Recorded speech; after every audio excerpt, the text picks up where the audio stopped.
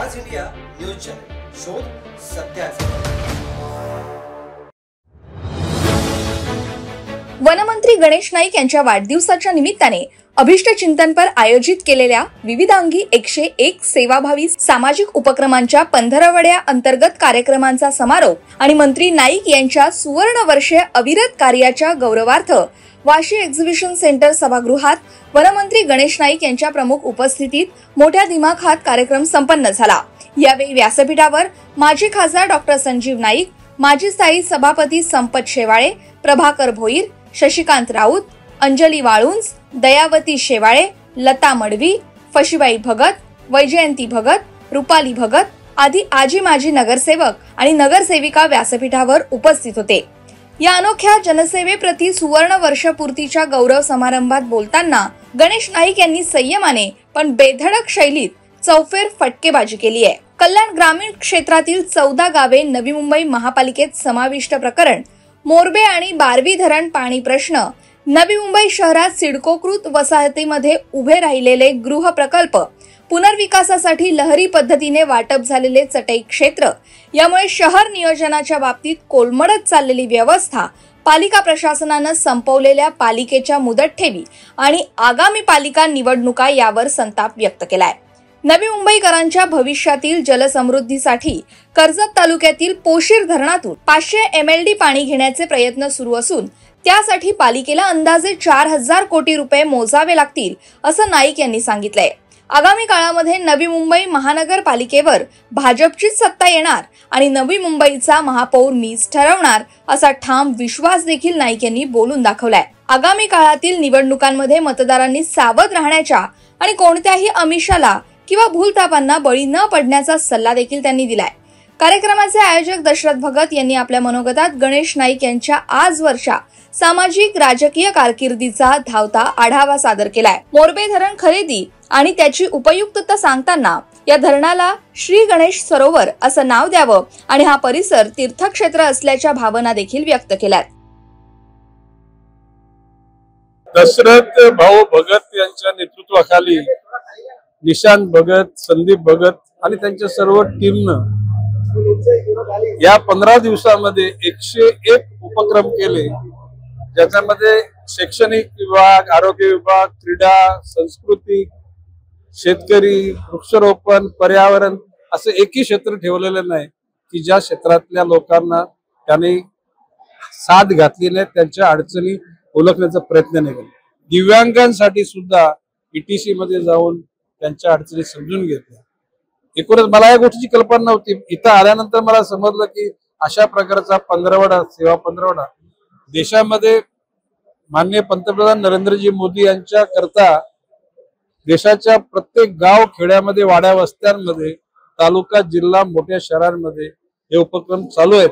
परंतु नवी मुंबईमध्ये दशरथजी भगत, निशांत भगत आणि संदीप भगत यांनी माझ्या वाढदिवसानिमित्तानं हा 15वाडा त्यांनी साजरा केला। खरं म्हणजे इतका मोठा मी नाहीये, परंतु प्रेम त्यांचा हे आघात आहे।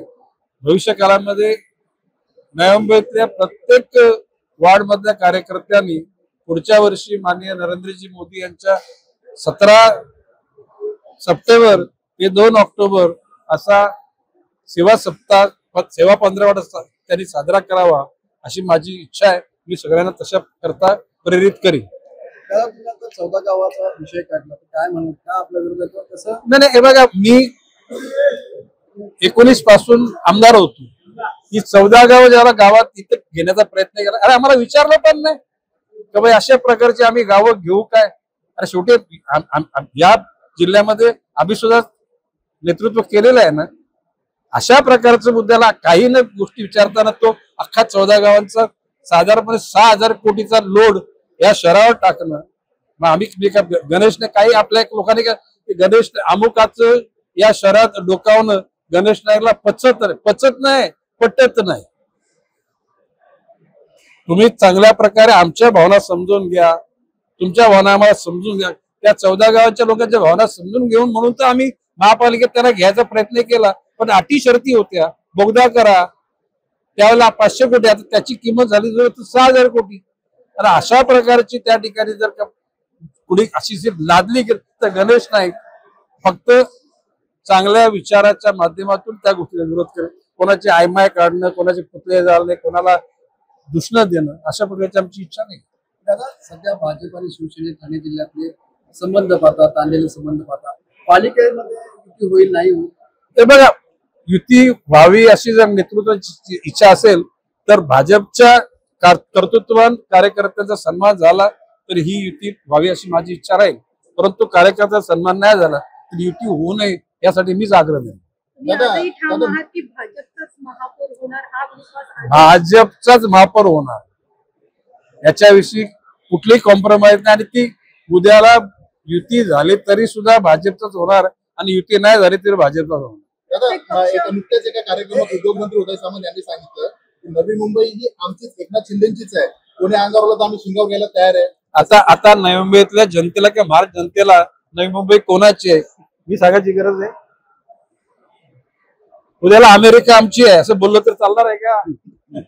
चला, तुम्ही नेहमी म्हणतात नवी मुंबईकरांना जागृत राहा, सावध राहा असा सल्ला देतात. कारण प्रश्न असं की आता निवडणुका लागल्यानं अष्टविनायक यात्रा, त्याच्यानंतर फार्म हाऊस, सगळे काही अशा पार्ट्या सुरू होतील आणि गोरगरिबांना त्यावेळेला 2000 5000 देतील. परंतु या गरिबांची वाटवर काही बिचारे भोळे बाबडे त्याला बळी पडतील. परंतु आजवर नवी मुंबई जनतेने हे कधी स्वीकारले. नवी मुंबईची जनता जागृत आहे आणि नवी जनता आपलं कर्तव्य पूर्ण करेल. अबू आजमी को बोलना चाहिए। अबू आजमी ने कहा है कि हिंदी भाषा को लेकर फिर से विवाद किया जाए। अबू आजमी ने कहा है कि हिंदी भाषा को लेकर फिर से विवाद है, भिवंडी है, यहाँ मराठी नहीं बोलेंगे। बात ऐसी कई मुद्दे पे जवाब देने के लिए हमारे प्रवक्ता लोग है, वो प्रवक्ता को लोग जवाब देंगे। चलिए,